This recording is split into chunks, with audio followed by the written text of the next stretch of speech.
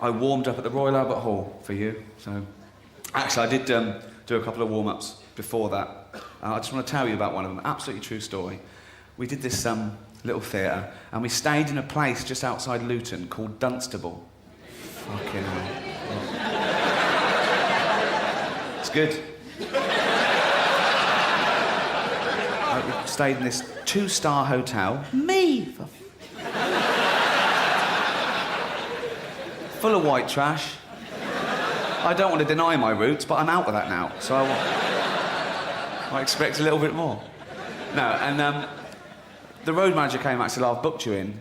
Just go straight in, just go straight through the bar, and your room's at the end of the corridor. Just hide out there, no one will bother you, and I'll pick you up at 9 o'clock tomorrow morning. You'll be all right. I went, oh, God. He went, oh, I must warn you, there's a wedding on. Oh, for And honestly, I walked in, it's loud, packed with people, bloke in a suit, could have been the groom, I don't care. I walked in and he went, Brent! Oh, for fuck's sake.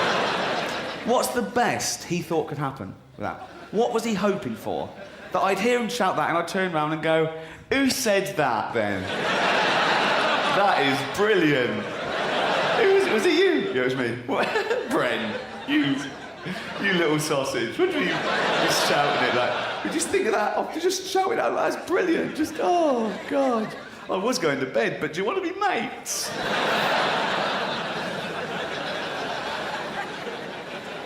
It's got better. About a year ago, I work in XFM sometimes, and about a year ago, I got into the lift, and just as the lift doors were closing, a bloke sort of made it in. I think he was a workman there, he had a little logo on his shirt, and he clocked me and he went, and I went, right, he went,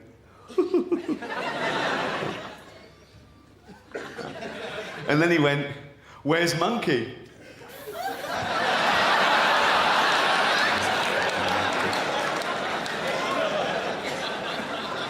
And instead of going, that's not me, mate, that's Johnny Vegas, I went, oh, he's at home. And they started going, oh, I think you're brilliant in those. And I was going, thanks very much. Oh, dear. But I can't complain. I have had a good year. Went to America at the beginning of the year. Won a couple of Globes, thank you very much. No, I'm not telling you, no. I'm not telling you that to show off. I'm Brent. Yeah, cunt. I'm telling you that to compare it with the week I had before I went to America. That wasn't such a good week. I was sitting at home, I think it was about the second week in January. I don't know if you saw it. I was watching telly, and there was that programme, Celebrity Stars and Their Doubles with Dale Winton. Yeah, sure, there was a Brent lookalike, who won his category, just a fat bloke. He had a tie and a goatee. Just a fat bloke. Most like Brent in the world. Unbelievable. About 45, about 18 stone. In fact, he was so fat that when he got up to get his award off Dale, he actually had that fat bloke waddle. And Dale Winton said, you even walk like Ricky Gervais. Not even Brent anymore.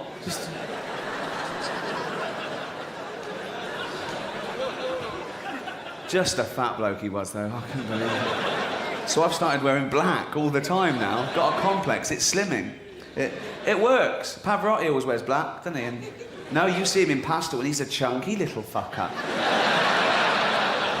So welcome to my new show. A bit worried about what to charge. I thought 25 quid's a lot of money. And I looked at other TV comedians that were charging less than me, and I thought, fuck it, you get what you pay for. Some people charge 25. Jim Davison, live at the 25.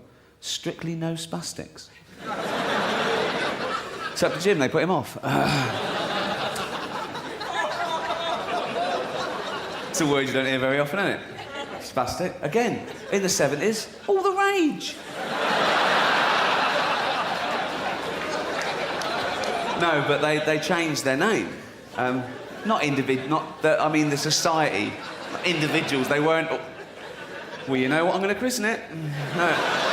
It was called the Spastic Society, and that was a normal word. And they changed their name to Scope.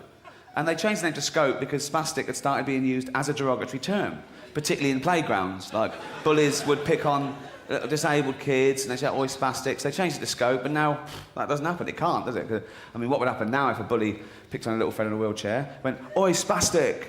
Little friend in a wheelchair would just go, I think you'll find it Scope.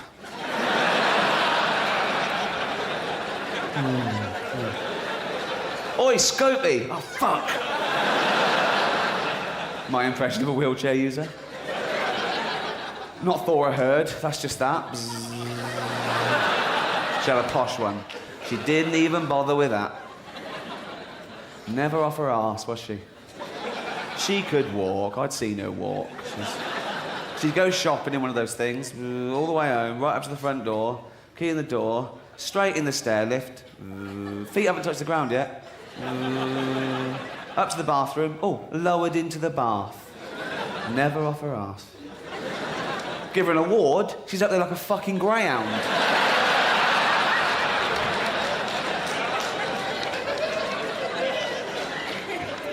Same as that Stephen Hawking, lazy.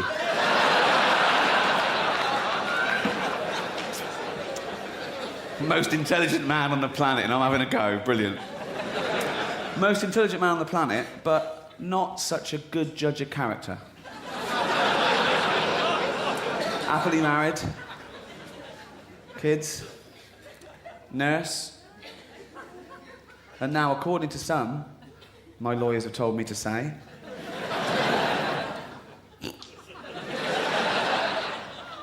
she leaves him out in the sun, she smacks him round the head for a laugh. Isn't that terrible? He must be thinking, oh, what happened to all the fucking blowjobs? Ow. Spell the whole word. Ouch. But there's no evidence. The charges were dropped. So that's not how he got the cuts and bruises. It's probably all the skateboarding he does.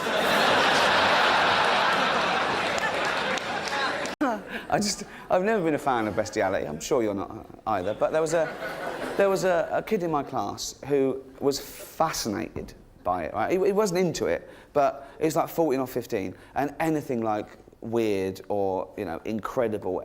He was the king of the apocryphal tale. There was one, he came in once. We were about 14 or 15, remember?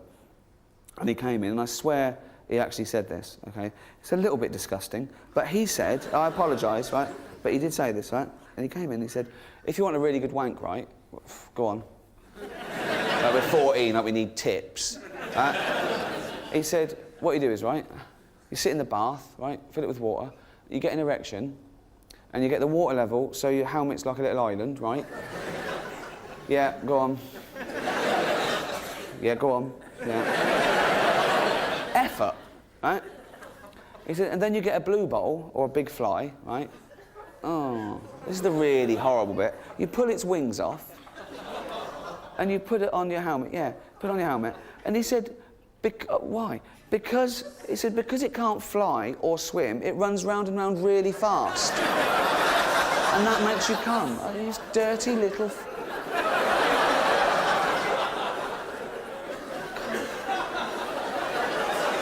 What order do you do that in? Do you sit in the bath, get it all ready and go, right, I hope a fly comes in today. Be one soon. Or do you catch it and go, man, run the bath, quick? I mean, what a way to die. You've already had your wings pulled off, and then someone puts you on Knob End Island. Till man-fat Vesuvius erupts and covers you in egg magma. Preserved in that. So next time you see, like, look in a museum and there's a little insect in what looks like amber, check that it's got wings. Because that could be fossilised caveman spunk. Right.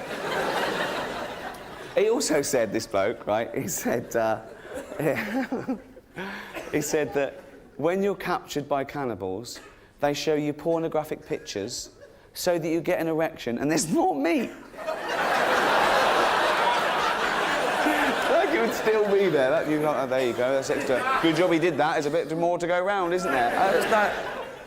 So how would that... So you're there, you're being bored, and the chief's like thumbing through it. Do you like that? Do you like that one? Just don't know what he was thinking. Once, right, and he must have been 17 at this time, he went on holiday with his family, and he put a crab in a pint of lager, right? Because I told him as a joke, that when a crab's pissed, it walks forwards.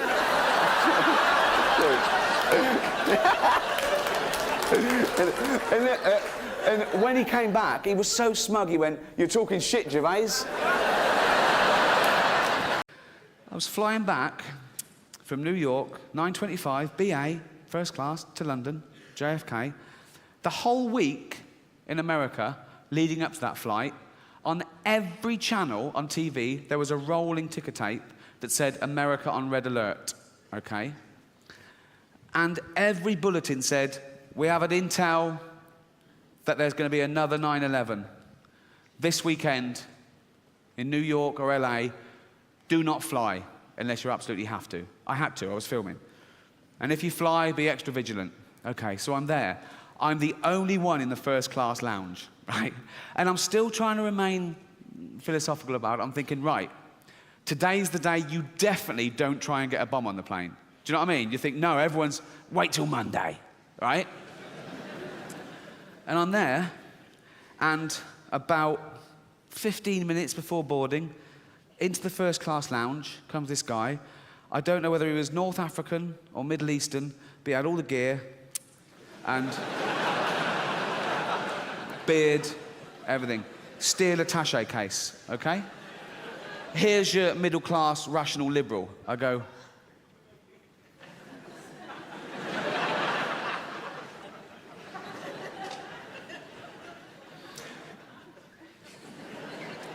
I'm suddenly just engaging staff in inane conversation. I'm going, "Flight on time?" They're going, "Yeah." I'm going, "What's the weather like in England?" And they're going, "Oh," it's like they're going to go, "Oh, it's a bit there he is," right? It didn't happen, right? So now I'm stewing on this, all the things for the week leading up to it. There's going to be a 9/11, it's going to be here, it's going to be today, it's going to be New York. Oh my God, right? But now I'm in two minds. There's a fight between good and evil, between rational and irrational, okay?